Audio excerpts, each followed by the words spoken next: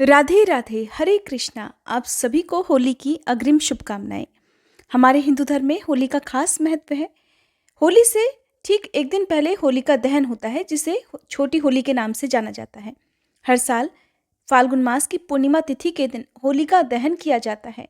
क्योंकि इस बार पूर्णिमा की तिथि 2 दिन रहने वाली है, तो ऐसे में लोगों के मन में इस बार होलिका दहन की तिथि को लेकर बहुत ज़्यादा कन्फ्यूजन है। तो आइए आपको बताते हैं कि होलिका दहन किस तिथि में करना ज़्यादा शुभ रहेगा। हिंदू धर्म में भद्रा काल में कोई भी पूजा या शुभ कार्य नहीं किए जाते हैं और होलिका दहन के समय भद्रा का बहुत ज़्यादा विचार किया जाता है। शास्त्रों के अनुसार होलिका दहन भद्रा रहित पूर्णिमा की रात में ही करना चाहिए। होलिका दहन करने के लिए सबसे शुभ समय जो होता है वो प्रदोष काल का होता है। इसलिए इस बार होलिका दहन 7 मार्च को मनाया जाएगा, जबकि भद्रा काल का जो साया है वो 6 मार्च को शाम 4:48 से शुरू होगा और 7 मार्च को सुबह 5:14 पर समाप्त हो जाएगा। इसलिए जो लोग भी ऐसा सोचते हैं कि 6 मार्च को होलिका दहन करना चाहिए, तो उन्हें इस दिन होलिका दहन करने से बचना चाहिए, क्योंकि शाम के समय ही होलिका दहन किया जाता है और उस समय भद्रा काल का समय होगा। होलिका दहन क्यों किया जाता है, इसके बारे में जो पुराणों में कथा प्रचलित है उसके अनुसार भगवान विष्णु के परम भक्त प्रहलाद को आग में जलाकर मार डालने के लिए उसके पिता हिरण्यकश्यप ने अपनी बहन होलिका को तैयार किया। होलिका के पास एक ऐसा कपड़ा था जो चादर के रूप में था, जिसे ओढ़ लेने से उस पर आग का कोई प्रभाव नहीं होता था। इसलिए अपनी भाई की आज्ञा अनुसार प्रहलाद को मारने के लिए वो नन्हे से प्रहलाद को अपनी गोद में लेकर जलती हुई अग्नि में बैठ गई। और भक्त प्रहलाद तो भगवान विष्णु की कृपा से बच गए, लेकिन होलिका उस आग में जलकर मर गई। इस वजह से हर साल होलिका दहन किया जाता है और अगले दिन रंग वाली होली मनाई जाती है। होली बुराई पर अच्छाई की जीत का प्रतीक के रूप में मनाया जाता है।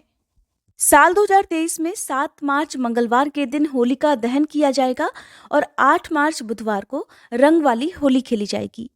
पूर्णिमा तिथि प्रारंभ होगी 6 मार्च सोमवार की शाम 4:18 से, जिसकी समाप्ति 7 मार्च मंगलवार की शाम 6:10 पर हो जाएगी। होलिका दहन का शुभ मुहूर्त रहेगा 7 मार्च मंगलवार की शाम 6:29 से लेकर रात 8:52 तक।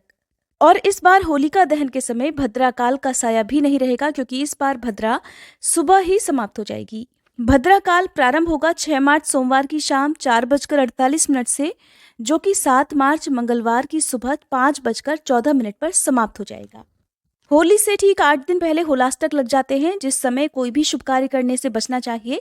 इस बार 27 फरवरी सोमवार से लेकर 7 मार्च मंगलवार तक होलाष्टक रहने वाले हैं और मान्यताओं के अनुसार होलाष्टक के दिनों में किसी भी तरह का कोई भी शुभ कार्य करने से बचना चाहिए। बात करते हैं होलिका दहन के दिन क्या करना चाहिए और क्या नहीं करना चाहिए।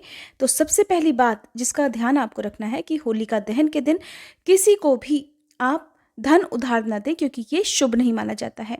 यदि आप ऐसा करते हैं तो आपको धन संबंधी बहुत सारी परेशानियों का सामना करना पड़ सकता है। होलिका दहन की शाम को या पूजा करते समय, होलिका दहन करते समय जो भी कन्याएं हैं, महिलाएं हैं, उन्हें अपने बालों को खुला नहीं छोड़ना चाहिए। होलिका दहन के समय आपके बाल बंधे होने चाहिए और सिर ढककर ही आपको होलिका की पूजा करके फिर होलिका दहन करना चाहिए। होलिका दहन की रात को अगर आपको सड़क पर कोई भी वस्तु मिल जाती है तो उसे उठाना नहीं चाहिए और ना ही उसको छूना चाहिए, क्योंकि कई बार ऐसा होता है होलिका दहन की रात को बहुत से लोग टोटके करते हैं। बहुत सारी चीज़ें ऐसी होती हैं जो अशुभ प्रभाव आपको दे सकती हैं।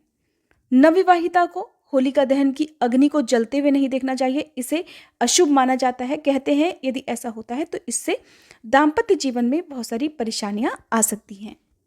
होलिका दहन करने के बाद एक काम आप जरूर करें, उत्तर दिशा की तरफ घी का या फिर तिल के तेल का एक दीपक जलाकर जरूर रखें। चाहे आप अपने घर के मुख्य द्वार पर उत्तर दिशा की तरफ दीपक का मुंह होना चाहिए, वहां रख सकते हैं, नहीं तो घर की छत पर भी आप रख सकते हैं।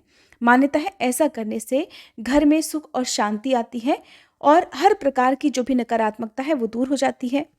होलिका की राख का तिलक घर परिवार के सभी सदस्यों को लगाना चाहिए। ऐसा करने से रोग प्रतिरोधक क्षमता बढ़ती है। यदि किसी को किसी भी तरह की कोई बीमारी है तो उसमें कमी आती है और वो बीमारी दूर भी हो सकती है। ये थी आज की वीडियो। अगर आपको जानकारी पसंद आई हो तो प्लीज़ वीडियो को लाइक करके चैनल को सब्सक्राइब करना मत भूलिएगा।